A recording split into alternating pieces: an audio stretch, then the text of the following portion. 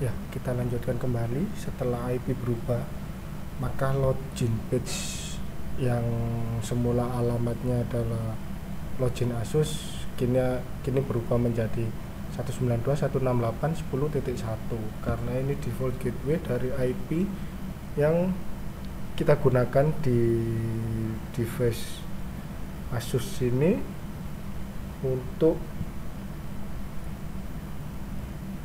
menjadi DHCP servernya. Kita login kembali.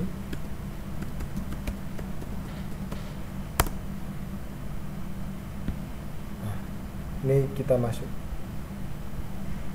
kita kembali ke LAN. Nah, untuk DHCP server pasti dia akan berubah dengan otomatis ketika LAN IP kita ganti. Nah, untuk LAN IP ini itu kita bebas untuk memberi IP berapapun pada itu, karena ini sifatnya hanya sebagai alias, karena router ini hanya menggunakan satu IP yang dari USB kita untuk mendapatkan internet dan menyebarkannya kembali pada kelas C. Itu akan membuat kita saving banyak IP ketika user atau tempat klien kita yang memerlukan coverage area yang sangat banyak, sedangkan stok IP kita itu terbatas. Nah, untuk pada device ini itu dilengkapi juga dengan traffic manager QoS. Di sini bisa kita aktifkan atau tidak. Nah, dan ini traffic monitornya bisa kita pantau di sini. Incoming internet package, wired atau wirelessnya. Nah, kalau ini wireless,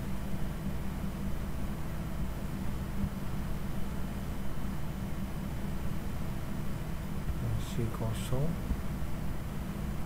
5G. Yang 24G kita tidak connect, kita connectnya di 5G, dan ini adalah pemakaian kita. Kita bisa melihat juga untuk siapa saja yang connect pada menu network map, lalu pada menu this is what client, kita akan tahu siapa saja yang connect pada device kita. Nah, dan mendapat IP berapa. Itu ini USB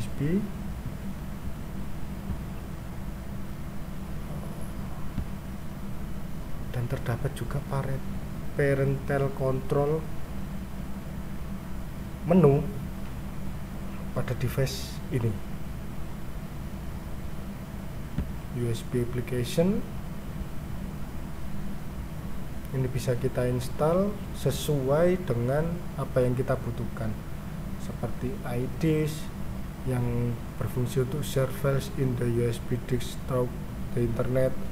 Server center bisa untuk digunakan menjadi server center, dan network printer server bisa untuk menjadi server dari printer yang kita sharing pada suatu ruangan. AI Cloud ini aplikasi atau aplikasi pendukung langsung dari device Asus sepertinya. Dan di sini banyak cloud disk, smart access, smart scenes. Ini bisa kita aktifkan semua, dan sepertinya kita bisa mengontrol dari luar. Connect your iOS or Android device to RTN66W through Wi-Fi. The iCloud app will automatically guide you through the setup process. You can now access your USB storage device and network place Samba enable device connected to RTN66W. Bisa set up port forwarding atau DNS untuk akses private IP. Jika kita mempunyai IP public satu atau mempunyai IP public sendiri, kita bisa set up port forwarding di sini sih, di device Asus ini. Use port 8082 dan 443 untuk AI Cloud. Kamu dapat mengganti, you can change the port setting here. For more detail, you can also prefer to the port forwarding DMZ fact. Oke. Nah, ini ada rekomendasi dari berapa minimal kecepatan kita bila ingin menggunakan AI Cloud atau yang lainnya, fitur-fitur lain. Di sini juga ada fitur VPN.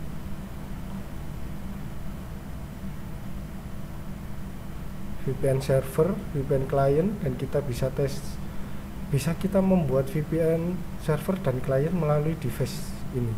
Kita add profile. Nah, di sini ada PPTP, L2TP atau OpenVPN. Kita bisa setting di sini semua untuk client dan servernya. Kita tinggal enable, kita tinggal PPTP atau OpenVPN, kita mau settingnya. Nah, ini ada step-stepnya. Enable the PPTN, terus PPTP VPN server. Nah, di sini ada username and password user fields cannot be blank. Kita coba admin, password admin. Nah, ini bisa disconnected statusnya. Lalu VPN client, add profile, PPTP,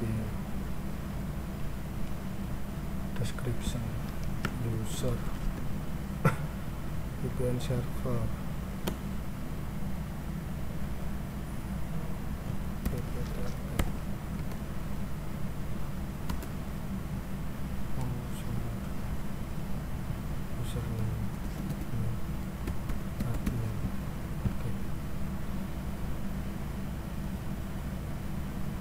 connection statusnya tidak ada.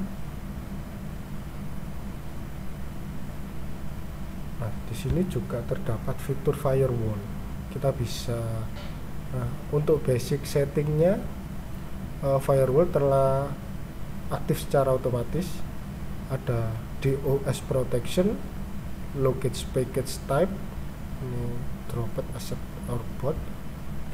Untuk basicnya non, respond ping request from one. Ini kita basic settingnya no.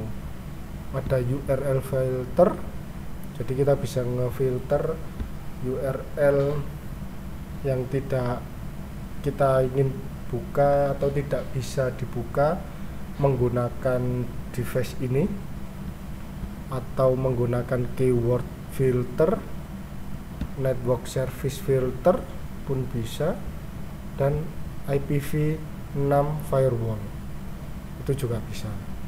Kalau untuk administration, ini mode dari ketiga mode yang ada, yang disediakan device ini tadi, device Asus yang kita setting. Ini untuk sistemnya.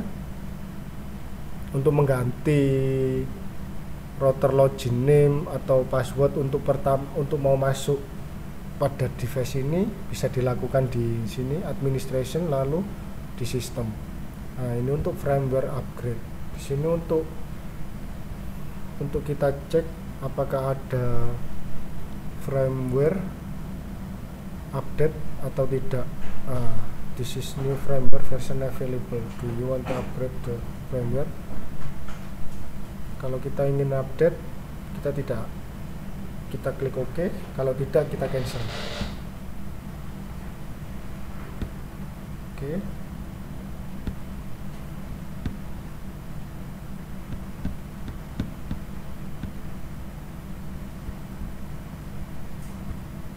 terdapat sistem log yang ada pada menu atau fitur device ini.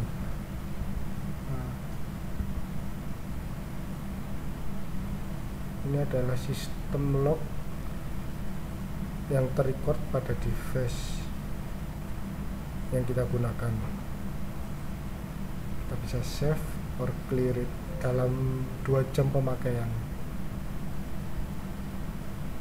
Yang terakhir terdapat network tools yang ada network analysis, netstat atau wake online.